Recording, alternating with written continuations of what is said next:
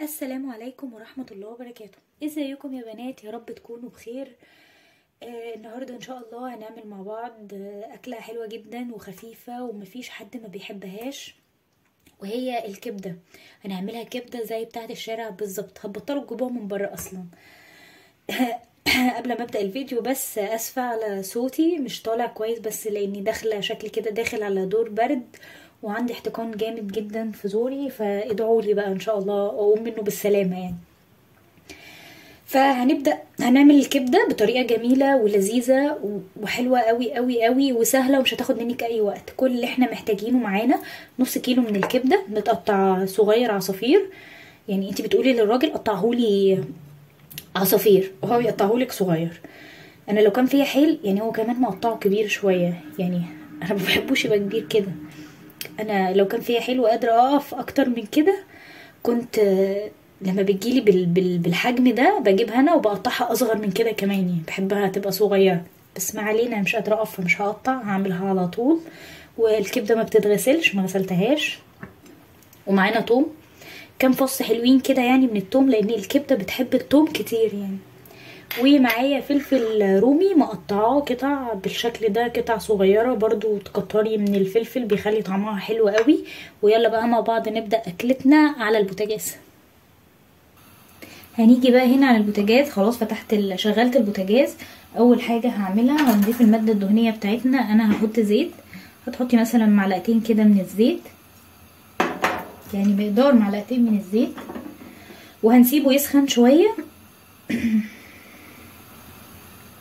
وبعدين هرجع لكم تاني بس لما الزيت يسخن عشان ما اطولش عليكم. كده الزيت اهو سخن معايا. دلوقتي بقى هنزل بالكبده بالشكل ده.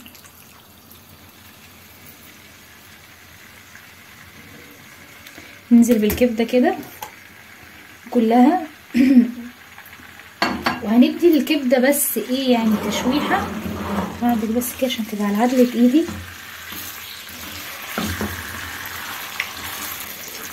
هندي الكبده تشويحه كده حلوه، وارجع لكم تاني اقول لكم هنعمل ايه. الكبده ايه اتشوحت كده معانا تشويحه بسيطه، يعني ما تشوحهاش قوي، يا دوب ايه تاخد لها تشويحه كده بسيطه. هنفضي بقى في الجنب ده كده مكان كده ونحط فيه الثوم بالشكل ده، ونقلب الثوم بقى زي ما انتم شايفين كده في الجنب. هنقلبه في الجنب كده شويه، ولما يعني يبقى ايه داخل كده ان هو ايه يتحمر، هنروح مقلبين كله في بعضه. وهتشوفوا دلوقتي هنعمل ايه مع بعض. نكمل بس بقيه ودي كده اديها تقليبه كده على جنب. الطريقه دي بتخلي الكبده يبقى طعمها حلو قوي قوي قوي.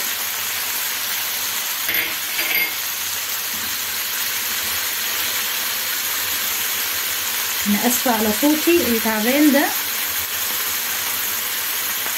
كمان النهارده اصلا، عشان كده مش قادره اقف، فقلت اعمل كبده هي يعني بسيطه ما تاخدش وقت.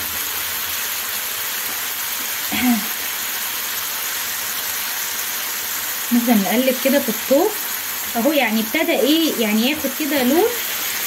هنقلب بقى ايه كله في بعض. دخل بقى الثوم في الكبده كده اهو بالشكل ده.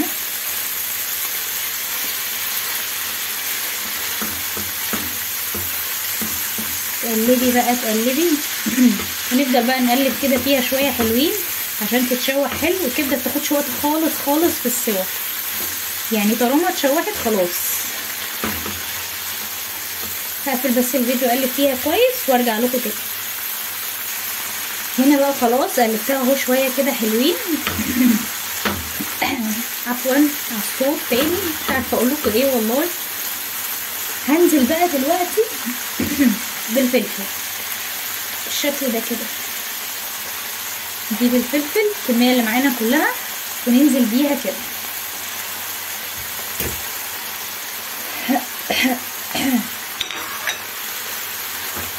بتحطي الفلفل في الاخر بعد ما يعني بعد ما هي تتشوح شويه كده علشان يفضل محتفظ بالخضار بتاعه كده، يفضل اخضر. انا مش عايزه الفلفل يدبل قوي يعني، يا دوب بس ايه يسخن كده معاه، عشان تحسي وانتي بتاكلي الساندوتش كده تحسي بطعم الفلفل، بيبقى طعمه حلو قوي، بتبقى زي بتاعت بره بالظبط.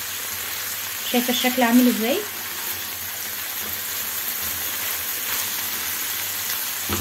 هسيبها بقى تتشوح شويه مع الفلفل كده، وارجع لكم تاني اقول لكم ايه التوابل بتاعتنا اللي هنحطها عليه.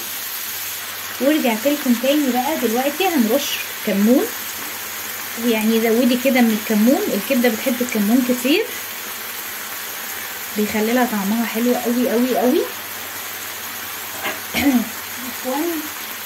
وتركايه بقى اعمليها في الكبده وجربيها وقولي لي يعني ايه رايك. ابشري عليها بقشره جوز الطيب،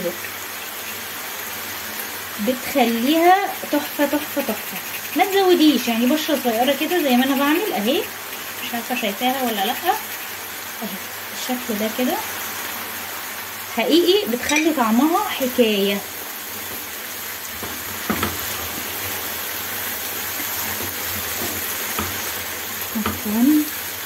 ورشه بقى نحط الملح بنحطه اخر حاجه، ورشه حلوه كده من الملح وبس كده. دي التوابل بتاعتنا، وكده اصلا خلاص الكبده تكون خلصت. شايفين شكلها عامل ازاي؟ بص هي بس ايه بتنزل كده شويه ميه، اول ما تشرب الميه بتاعتها اللي هي اهي اللي انتوا شايفينها دي، يبقى كده خلاص الكبده معانا تمام. وهرجع لكم تاني بقى وانا بغرفها. رجعت لكم تاني بقى عشان نسيت اقول لكم على حاجه مهمه جدا، خطوه مهمه جدا نعملها.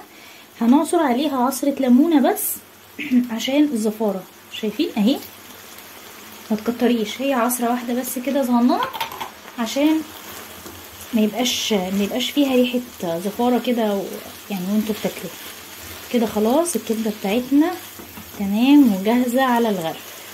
يلا بقى نغرفها مع بعض. ورجعت لكم تاني بعد ما خلاص خلصتها وغرفتها وبقت بالشكل الجميل زي ما انتوا شايفين كده. كبده جميله ومستويه وطعمها حلو، وانتي اللي عاملاها في البيت، ويعني حاجه كده ما اقولكوش. وعملت جنبها طبق طحينه حلو كده زي ما انتوا شايفين، ولاننا هناكلها بالفينو. انتي ممكن بقى عندك اختيارات، عايزه تاكليها بالفينو، ممكن تعملي جنبها مكرونه وتحطي كبده على المكرونه بالطريقه دي، بتبقى خطيره يعني. وكده نكون خلصنا فيديو النهارده، اتمنى ان هو يعجبكم. وده الساندوتش بتاعي، قلت اتصبر كده عقبال ما جوزي يجي. بص شكلها في الفينو عامل ازاي، حاجه تحفه. ان شاء الله الفيديو عجبكم. ما تنسوش تقولوا لي رايكم في الكومنتات، وما تنسوش تعملوا لايك للفيديو ده وسبسكرايب للقناه، وادعوا لي كمان ان انا اخف بسرعه. باي باي.